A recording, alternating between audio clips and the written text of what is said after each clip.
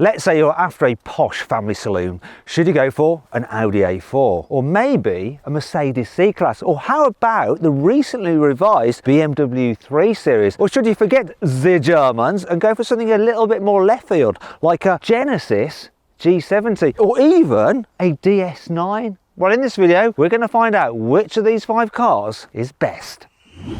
Buy, sell, carwow.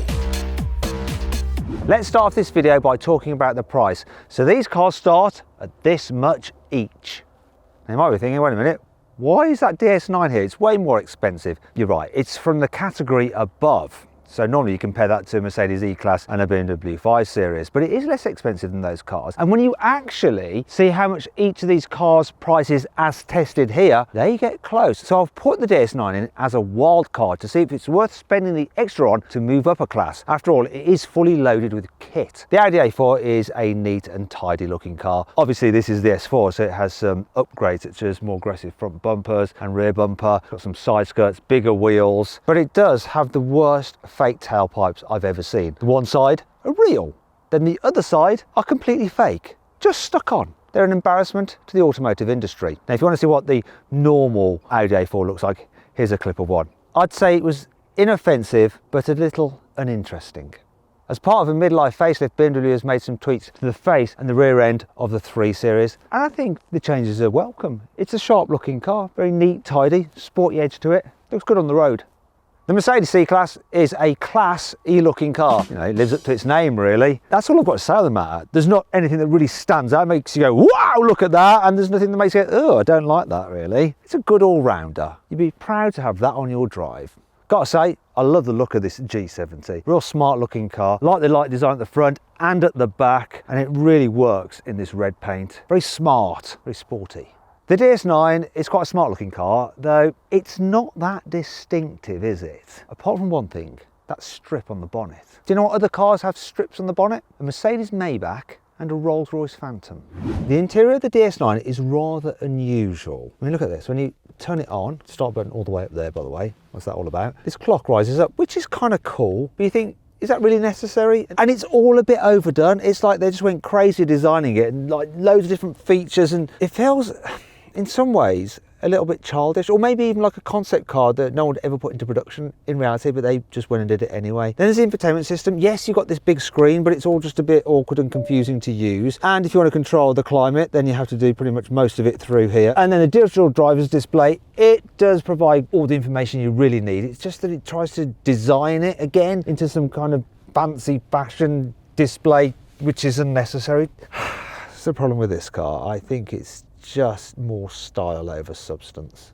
I think out of all the cars here, the BMW has the most expensive feeling materials overall. Also, they've updated it with this new curved screen like you get in their i4 and the iX, and it looks good, it really does. There is an issue with it though. They've moved the controls for the climate into the screen, so you now have to operate it all through here, which is a bit of a faff. I mean, look at that menu. It's a bit of a shame really. But what's not a shame is that they got rid of the gear selector, which was like a kind of big thumb that stuck up out of the center console. Instead you have this little toggle switch, which just seems more sensible. I do like this interior overall though, it's very nice. Good place to spend some time. The interior of the C-Class is actually a contrast to the exterior because it's a lot more sporty rather than just being elegant and classy. The way the dash just goes into this center console here, so you feel cocooned as the driver. And then there's this big screen here, portrait style, which is actually quite easy to operate when you're driving. The only problem is that you do have to look down off the road following the sat-nav on there. You can follow the sat-nav on here if you want to. The climate controls are integrated into the screen, but the way they've done it means they're not that hard to actually operate. There is a few problems with it though. And that's it. Some bits of trim feel cheaper than you like, including the gear selector, which is a shame because I actually love the location of it. I don't know why you have like these buttons and levers here when on the steering column it's just much easier to select drive or reverse. I do like the interior design of this Genesis. It's quite cool, quite quirky. I like the fact that you have physical climate control buttons and shortcut buttons here. The infotainment system feels a little bit too far away to touch sometimes. And while you do have a big digital driver's display, the graphics are a little bit low def. Quality though, it's up there with the Germans easily. The inside of the Audi is a really nice, simple, neat and tidy design. Build quality is extremely good. I like the sporty steering wheel you get on this S version. The infotainment system is in your eye line, which is good, and it's quite big and it's easy to use. And I like the fact that the climate controls have their own dedicated buttons, and the way you have the actual temperature in the dial itself. Digital driver's display is clear and easy to read. They haven't changed it much over the years, but it's absolutely fine. This is a very nice interior. There's a good amount of space here in the back of the A4. Knee room's good, headroom's good, people over 6 foot will be fine. The only problem is the big hump in the floor there, so if you're carrying 3 people in the back at once, obviously the middle person has to straddle that, and this central seat is a little bit on the firm side. Here in the back of the BMW, knee room's really good, headroom's really good, adult's fine back here. And this centre seat is quite squidgy, though you do still have a problem with the big hump in the floor, so the person in the middle has to kind of straddle it. One thing that's good about BMWs, all their cars actually, is that the seats always have very deep bases, so you get lots of under thigh support. I'll stop rubbing my thighs now.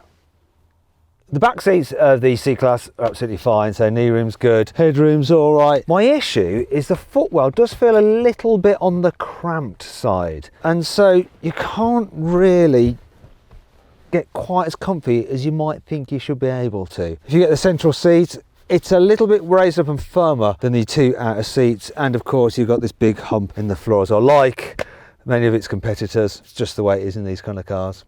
Here in the back of the Genesis, look, if I sit back and upright, my head is pretty much touching the roof because of how much it slopes. Then there's a knee room, which is also quite tight for this size of car. Worst thing is though, is that this seat base really does extend quite far, which would normally be a good thing if only you could actually stretch your feet out, but the footwell's really, really tight. And so this part here is jabbing into the back of my calves. I wouldn't want to carry 3 people in the back either, because this is raised up, so whoever's in the middle seat better be short because of that sloping roof line. And the nature of these footwells means I don't think there's enough room for everyone's feet. The back seats of this car are a little bit of a fail. Here in the back, the DS9. You can tell it's from the class above because there's just way more room. So if you are carrying people in the back regularly and they're largish adults, it's definitely worth considering. And it's the only one that I'd be happy to travel any distance in the middle seat, because while there is a bit of a bump in the floor, it's not much, and you can even put your feet on it. I mean, that's why I've included this car in this test, because it might be worth spending the extra if you really do need the extra practicality. How do these cars compare though when it comes to carrying luggage? Well, the Audi has a very practical boot with a capacity of 460 litres, and look, nice big opening and a square shape. That is good. I have to close it by hand. I feel like a peasant. With the Mercedes, the boot capacity is 455 litres, so pretty much the same really. The shape is not quite so useful because of the curvature of it, and on this particular car, being the plug-in hybrid, because you've got a load of batteries underneath the boot floor, the capacity drops to 315 litres, which is just like a hatchback. Not ideal. Once again, I've got dirty hands. Should expect the automatic tailgate. BMW, oh yeah, here we go. 480 litres of space, and once again, like the Audi, a nice square shape, though the opening isn't quite so large. That's impressive though. Happy with that. I don't know why I'm doing that, because I can press the button. Then we come to the Genesis. Its boot capacity is 330 litres. The opening, also like the Mercedes, it's a bit curved, which isn't ideal, and it's actually not that large, is it? At least we've got that tailgate though. The DS9 has the largest boot capacity though. It is 510 litres, but then it is a larger car. However, this one's capacity is reduced somewhat because it's got the upgraded sound system, and then you have 470 litres. Oh dear, so it's actually smaller than the BMWs. The opening, it is quite large for a saloon car, and look, because it's a plug-in hybrid, there's a space for your storage of the cables and all that kind of nonsense. And because the DS9 is so well equipped as standard, you get the electric tailgate. There are 2 versions of the DS9. They are both 1.6 litre turbocharged petrol plug-in hybrids. There's this one which has a single electric motor with this much horsepower and it's front wheel drive. Then there's another version with an extra motor on the rear axle with this much horsepower and obviously 4-wheel drive. Both cars have 8-speed automatic gearboxes. Engine choices on the A4 include 2 2-litre petrols with this much horsepower and this much horsepower, and 2 2-litre diesels with this much horsepower and this much horsepower. The higher powered diesel comes with all-wheel drive, whereas the others that I've mentioned come as front-wheel drive, though they all get 7-speed dual-clutch automatic gearboxes. Then there's this version, it's a 3-litre V6 diesel with this much horsepower and of course all-wheel drive. The BMW 3 Series is available with the 2-litre turbocharged petrol engine with this much horsepower, or this much horsepower. But you can also get that engine mated to an electric motor as a plug-in hybrid, and that has this much horsepower. Then there's the 3-litre straight-six turbo petrol in the M340i, which has this much horsepower. Diesels, there's a 2-litre turbocharged diesel with that much horsepower, or a 3-litre straight-six turbocharged diesel with this much horsepower. All 3 Series are automatic, and you can get certain versions with all-wheel drive. The Mercedes C-Class is available with a 1.5-litre turbocharged petrol engine with this much horsepower, or there's a 2-litre turbocharged petrol engine with this much horsepower, or you can have that engine with a plug-in hybrid, so it's boosted by an electric motor which has this much horsepower, and that's what this car is. Then there's 2 diesels, both 2-litre turbocharged diesels, one with this much horsepower and another with that much horsepower. All C-Classes are rear-wheel drive, and they have 9-speed automatic gearboxes. The Genesis G70 is available with 2 2-litre turbocharged petrol engines, one with this much horsepower or one with this much horsepower, which is what this car is. Then there's a 2.2-litre turbocharged diesel engine with this much horsepower. All G70s come with 8-speed automatic gearboxes as standard, and they're rear-wheel drive. Now we've done the engines, let's see how quick these cars are from 0 to 60 miles an hour. It's time to launch them. This Genesis is supposed to do 0 to 60 in 6.1 seconds, but let's see what we can do. We've got specialist timing gear up here. Launch time. Wish it was lunchtime, but anyway, launch time.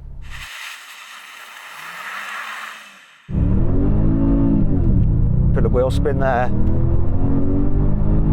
That will have affected time, 7.4. Let's whip it out of Sport Plus and just go into normal sport. I'm going to give it one more shot because that was just...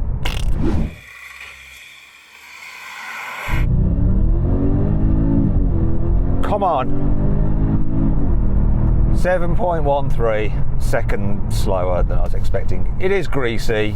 This DS9 is supposed to do 0 to 60 in 8.1 seconds. There we go. It's reality.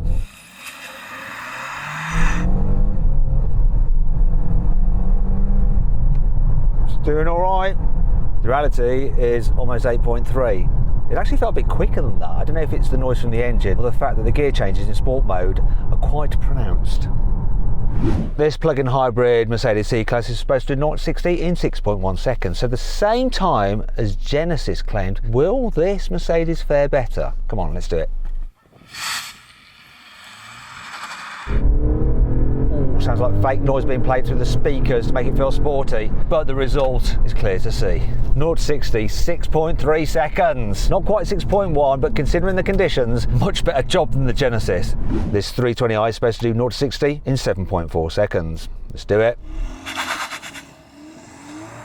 Bit of wheel spin away from the line. Engine shrieking. We have a time. Now that wheel spin affected things. 7.7 seconds. So the S4 is supposed to do 0 to 60 in 4.6 seconds. See what it'll do. Oh yeah, quattro traction away from the line. It's the only car that beat the claimed 0 to 60 time, and that is the benefit of four-wheel drive. Even when the surface isn't ideal, it can put its power down. But the reality is, for most people who are buying these cars, you don't really need it because you don't drive like that. You don't launch a car, do you? Unless you're a motoring journalist or a hooligan.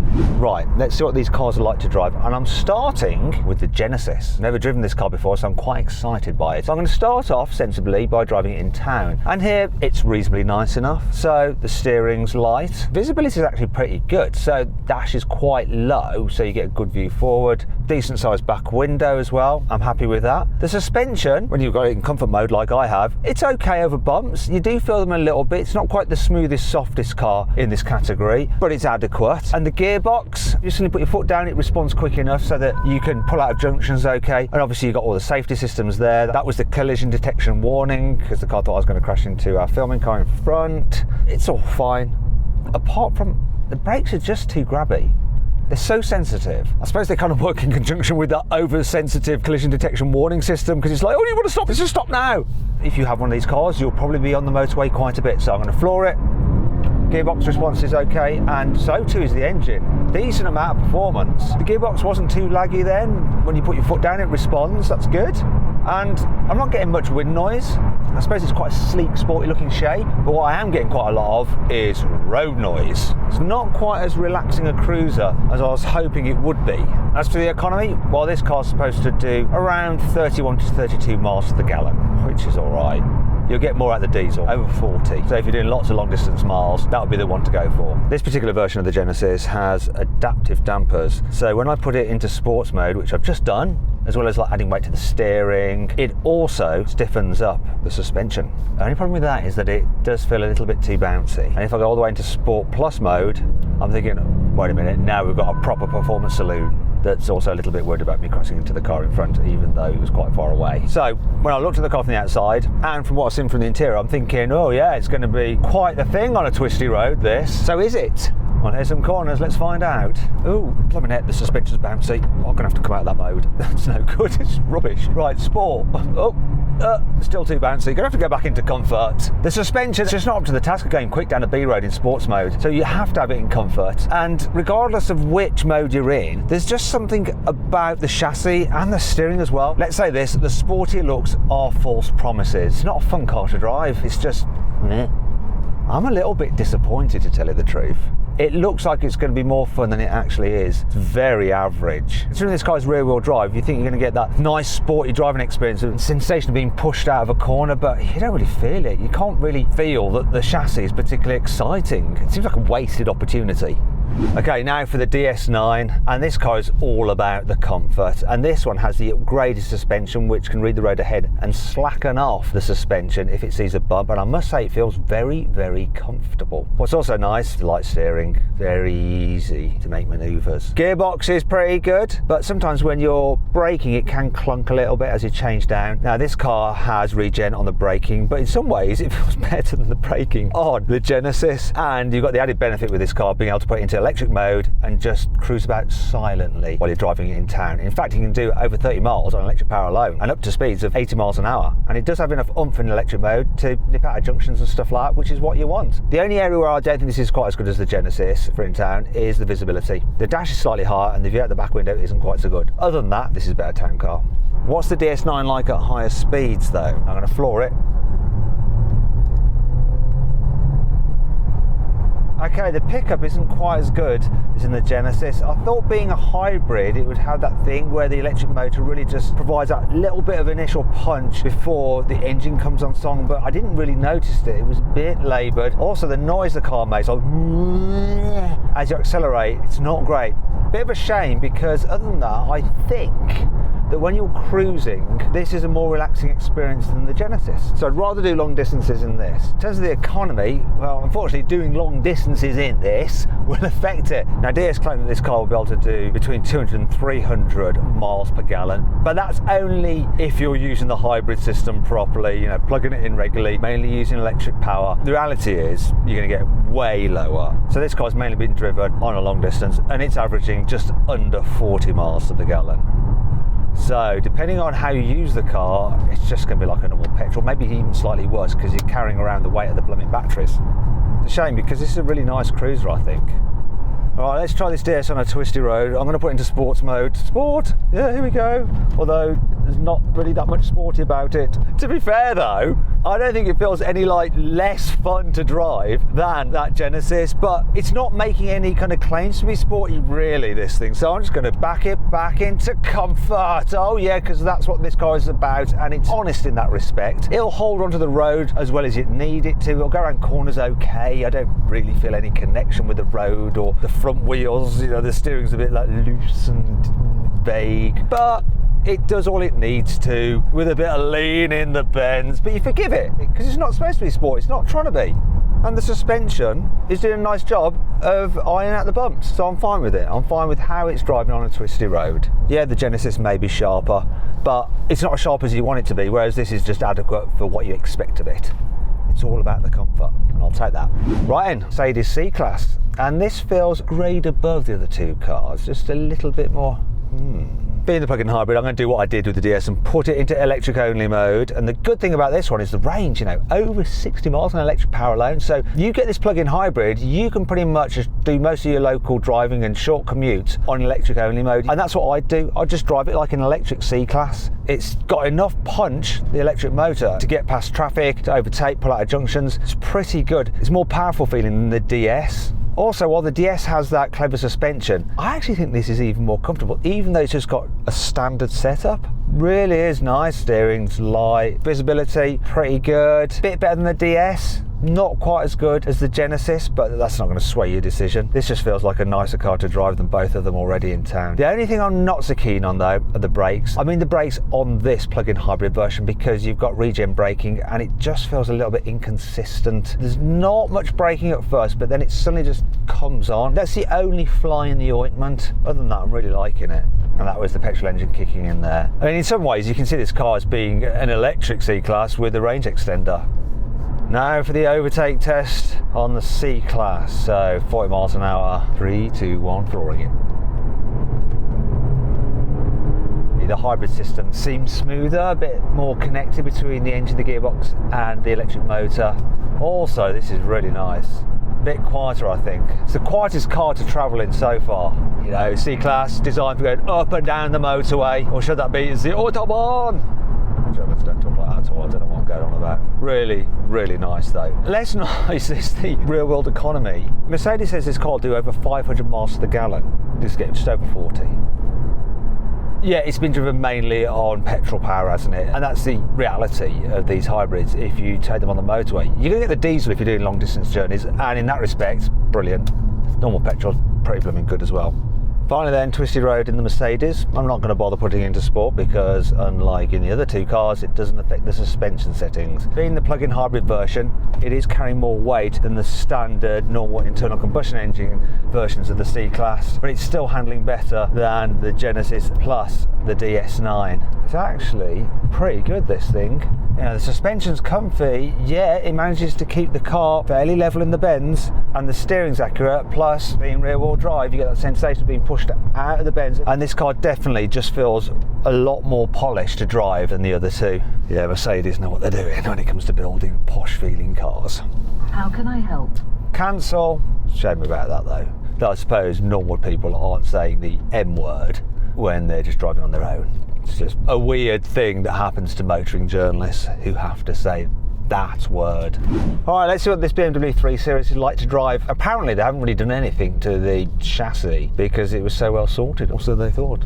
They were right. So this car has the M Sport suspension, was a little bit stiff in the standard setup, and you do notice it over bumps, so you just feel them a bit more. Though it doesn't feel uncomfortable, and the way it controls itself after experiencing a bump is quite impressive. It just feels like unflustered. A very sure-footed car, this. One thing I should point out is that if you have the plug-in hybrid version of this car, then the suspension seems stiffer still, because obviously it needs to be to cope with the added weight of all the electrical equipment. And I think if I was going for a plug-in hybrid specifically, I would go for the Mercedes over the BMW, because the electric only range on the BMW is about half that of the C-Class. Driving around town, easy. Steering is precise. It's not heavy. Yeah, it's not too light either. And the gearbox, oh, it's so smooth and relaxing when you want it to be, and it'll find the right gear if you give it a prod and go, hey, come on, let's get moving. As for the visibility, I think it's good. Decent sized back window, good view forward, about as good as it gets really in a saloon car. It's nice. Right, let's test out the overtaking ability from 40 miles an hour. I'm going to floor it. Took a moment for the gearbox to kick down, but now the engine's off. Considering there's no hybrid fill-in, no electric motors to assist in that light pause, pickup was very good. And when you're cruising along, noise levels are on a par with the Mercedes, just as comfy. Didn't used to be the case, but BMW have got it sorted now. And then there's the economy, which is the funniest bit of all. 43 miles to the gallon. Getting better economy from this than the Mercedes, and that's the point, you see. Because the Mercedes was running in petrol only mode and it was having to carry around those batteries, it was less efficient. So unless you're really going to use the hybrid system, go with the normal petrol or diesel. Now we come to a twisty road, and I have a feeling this is where the BMW is really going to shine. So the benefit of that firmer suspension setup is that it just stays flatter through the bends. Oh my gosh. It's like a different world, really, the way it goes around corners. The steering is more responsive, more precise, feel more what's going on. The body itself just turns in quicker. It just feels more agile, more playful, and actually genuinely good fun. This being the rear drive version has that sportier feeling than the four-wheel drive, but if you get the four-wheel drive version, you've got the benefit of the extra grip, and in fact, there's not much in it in terms of how sporty they feel. Such a good car on a twisty road. Always has been, and so far, no reason to think it's going to change. Lovely, lovely, lovely. Finally, we come to the Audi A4, and I'm going to try and just talk about the range as a whole. Yes, I know I'm driving the sporty S4, but I've obviously driven the standard car as well, and that's what we're really comparing. This is a very easy car to drive around town. I think overall it has the best visibility, nice low dash, decent view at the back window, good side mirrors. The steering's well judged, it's accurate and light, really nice. Gearbox, this is an 8-speed auto, but if you have the 7-speed auto on the rest of the models, it's a little bit jerkier at lower speeds than this 8-speed, but generally it's good and it's responsive when you put your foot down. In terms of the suspension, this being the S model, it does have firmer, stiffened suspension, but it's actually, once again, really well judged. That while firm, it's fair, in the same way that the BMWs is. It used to be the case that if you had the sporty suspension in Audis, it was just rock solid and horrible. This, no, it's good. It just rounds off the edges of the bumps. And if you have the more comfort orientated suspension, which you can get on other models, it's really quite comfy. Not quite as comfy as the Mercedes, but not far off. You can see that Audi has gone, right, this car needs to be in between the Mercedes and the BMW. That's where we exist, and they fit that niche really, really well. There is one problem though. Unlike the BMW and the Mercedes, you cannot get a plug-in hybrid. And if that's your thing, if you want one of those because they've got lower company car tax, or you want that ability to drive on electric power alone, you can't get the Audi, forget it. Now to do the acceleration test from 40 miles an hour. I think it's going to be quick. Here we go. Hell, it blimey. This engine, yeah, you might think an S car, an Audi S car shouldn't have a diesel, but wow, this has got some punch. The performance is quite incredible, really. It just surges on a wave of torque.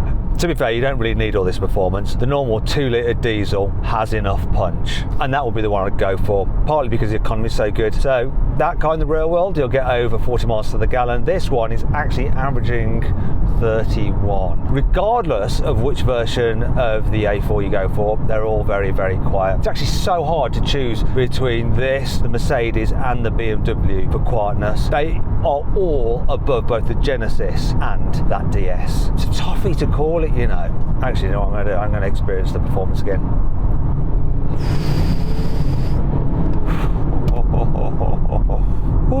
It's nuts to think that a car with this much power can actually return over 30 miles to the gallon. Here's the country road. So obviously, being the S version, it's sharper than the standard A4, plus it benefits from quattro all-wheel drive, which is handy in these conditions. So when we get into a corner, come out the other side, you can pin it and it puts its power down brilliantly. There's just so much traction, and even though the suspension is firm, it's dealing with the bumps quite well.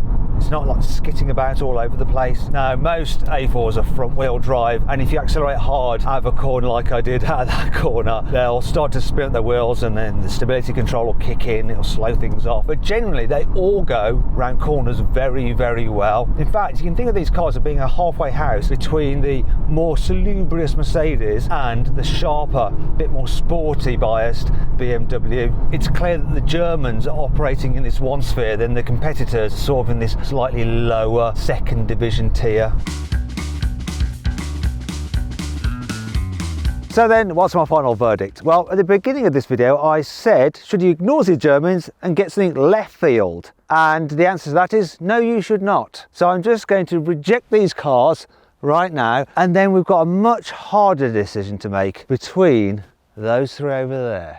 Now this is the tough question. Which of these three very, very good German cars should you go for? Well, it's been around for a while now, but the Audi A4 really does stack up very well compared to these newer cars from both Mercedes and BMW. Though I do think the Mercedes C-Class is slightly better overall than the Audi, and if you want a plug-in hybrid, it is the one to have. However, if you don't want the plug-in hybrid, I'd say go with the BMW 3 Series. It really is the best all-round posh family saloon car, and that's why it wins this test.